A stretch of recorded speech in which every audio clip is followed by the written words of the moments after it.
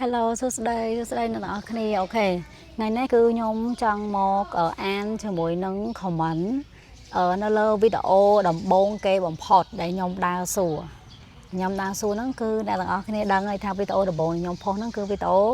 ស្គាល់ចាយអត់មក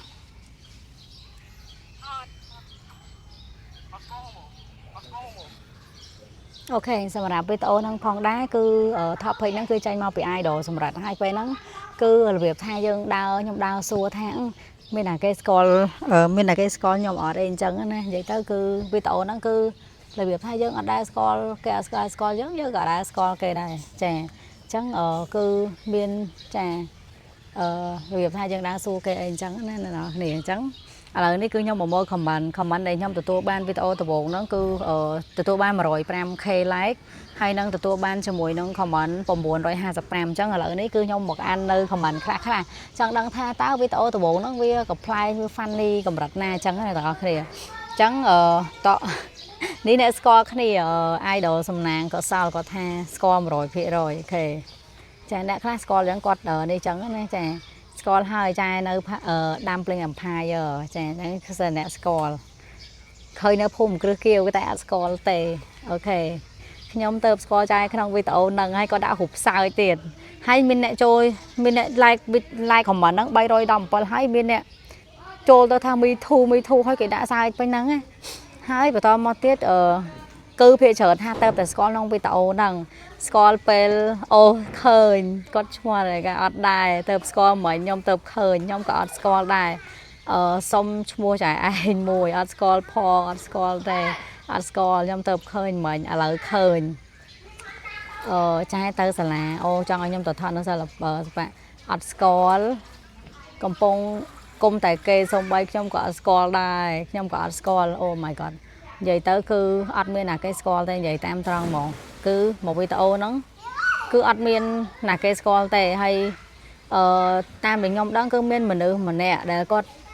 ដូចម្នាក់ដូចឃើញរឿងច្រើនដែរគាត់ចូល comment ថាអញ្ចឹងថាអីគេខ្មាស់គេអត់អីណាគេអត់ស្គាល់ផងដើរសួរគេហើយរបៀបថាខ្មាស់គេអត់ឬថាគេអត់ស្គាល់អីអញ្ចឹងណាហើយដល់ពេលអញ្ចឹងថាធ្វើអីណាថាខ្ញុំហ្នឹងអត់ដែលធ្វើវីដេអូឲ្យគេស្គាល់ផង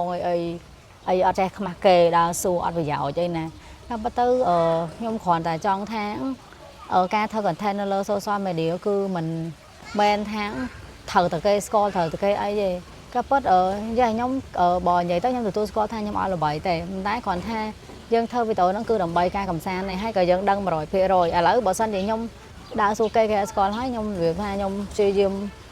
គាត់ថាគេអត់ស្គាល់ខ្ញុំហើយខ្ញុំអត់ផុសវីដេអូហ្នឹងអីហើយរបៀបថាខ្លាចខ្មាស់គេអីខ្ញុំគាត់ថាបើសិនជាយើងមានទស្សនៈបែបហ្នឹងគឺយើងអត់អាចធ្វើ content creator បានទេទៀតថា content creator ពេលដែលយើងធ្វើវីដេអូអីហើយយើងផុសហ្នឹងគឺយើងត្រូវទទួលស្គាល់ត្រូវទទួលរបៀបថារីសាលមកថាតើពេលផុសហើយគេជេរឬក៏គេថាឲ្យឬក៏គេមិនក៏យើងត្រូវទទួលយកដែរព្រោះអីយើងធ្វើ content យើងអត់ដឹងថាតើ content ណាបំពេញចិត្តណាគេខ្លះ content ណាអត់ត្រូវចិត្តណាគេខ្លះយើងអាចបំពេញចិត្តមនុស្ស 100% ទេសូម្បីតែខ្ញុំក៏ខ្ញុំមាន content creator ខ្លះខ្ញុំចូលចិត្តខ្លះខ្ញុំអត់សូវចូលចិត្តអីចឹងទៅចាអញ្ចឹងរបៀបថាខ្ញុំគាត់ថាការ comment បែបហ្នឹងអត់ដូចជាអត់របៀបថា comment ក៏ comment ដែរខ្ញុំអត់សូវខ្វល់ដែរគ្រាន់ថាការពិតការធ្វើ content ហ្នឹងគឺធ្វើដើម្បីការកម្សាន្តទេខ្ញុំយើងមិន serious អី 100% ទេអញ្ចឹងបើសិនជានេះគឺធម្មតាខ្ញុំអត់សូវខ្វល់ដែរអញ្ចឹងណាអញ្ចឹងសម្រាប់វីដេអូហ្នឹងមួយអរគុណទៅវីដេអូហ្នឹងហ្មងវីដេអូដំបូងរបស់ខ្ញុំហ្នឹងហ្មងដែលធ្វើឲ្យគេស្គាល់ខ្ញុំអាចថាមិនមែនថាធ្វើឲ្យគេស្គាល់អាចថាខ្ញុំទទួលបាន follower ច្រើន view ច្រើនសម្រាប់វីដេអូមួយហ្នឹងមកដល់ឥឡូវគឺ 105k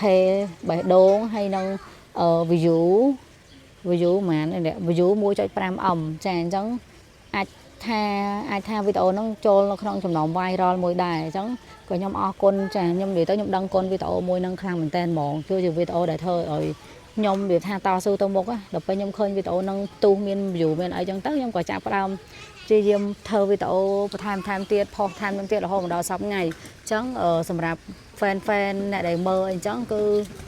អរគុណខ្លាំងមែនតើតែតែងតែលើកទឹកចិត្តខ្ញុំឲ្យខ្ញុំជំរុញខ្ញុំធ្វើវីដេអូទៅមុខទៀត សម្រាប់ការធ្វើវីដេអូមកដល់ឥឡូវនិយាយតាមត្រង់ខ្ញុំអត់ទាន់ដឹងខ្លួនឯងថាតើខ្ញុំត្រូវធ្វើបែបមិនផ្លូវណាព្រោះឲ្យខ្ញុំទៅប្រឡូកបាន3ខែប៉ុន្តែអ្វីដែលខ្ញុំដឹងខ្លួនឯងមួយគឺខ្ញុំនឹងតស៊ូទៅមុខរហូតគឺខ្ញុំអត់បោះបង់ទេហើយជួបគ្នានៅក្នុង TikTok យើងនឹងមានវីដេអូផ្លែផ្លែហើយបើសិនជាមាន idea អីចង់ឲ្យខ្ញុំធ្វើអីគឺខ្ញុំនឹងធ្វើនឹងចង់ចាអញ្ចឹងគឺខ្ញុំមានតែប៉ុណ្្នឹងទេ